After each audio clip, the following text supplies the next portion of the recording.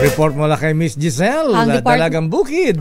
Ang Department of Agriculture at Merrimart lumagda naman daw ng Memorandum of Understanding para sa pagbibenta ng 29 pesos na kada kilo ng bigas lakay. Palaganapin yan. Nationwide dapat yan. Malaking tulong yan para sa ating mga kababayan. RHF 15, Giselle Ricafort sa detalye. Giselle? Sister El, malaking tulong nga ba?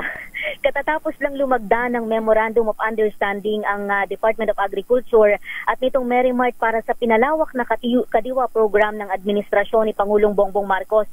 Si Agriculture Secretary Francisco Chu Laurel Jr. at mga kinatawan nitong Merrimart o kabilang si Merrimart President Jacqueline Ann Marie Gomez ang sumelyo ng kasunduan dito sa Double Dragon Plaza sa lungsod ng Pasay.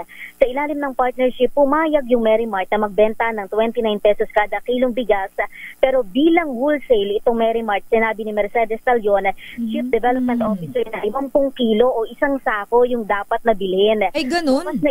Oo, iyon nga yung napataas yung kilay. Akala ko pwede. Mga kasamahan natin sa media. Akala ko pwede ng 5 kilo lang, Mare. Dapat nga, uubra ng isang kilo lang. Isang kilo nga lang, hirap nang makabili yung mga kababayan natin. 50 kilo pa. Diba? Bukas ilulunsad itong mismong partnership hanggang sa March 31 ng 2025 na bukas sa kanilang wholesale app. Libre naman daw yung delivery para sa mga bibili ng 10,000 pisong halaga o higit pa sa Wholesale app para sa Metro Manila, Cavite, Laguna, Rizal, Bulacan, Tarlac, Pangasinan, Nueva Ecija, Zambales, Pampanga at Bataan. Sabi ni Talion, pwede raw maghati-hati yung mga bibili para makabili ng isang sako ng bigas at bebentahan nila ang lahat, hindi lamang yung vulnerableng sektor.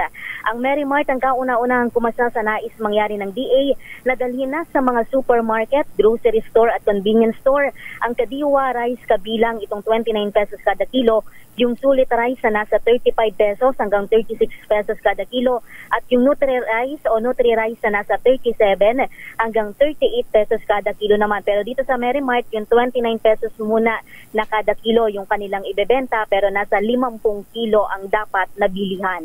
Ito si Giselle Ricafort para sa Deezer H1 sa Pilipinas, una sa Pilipino.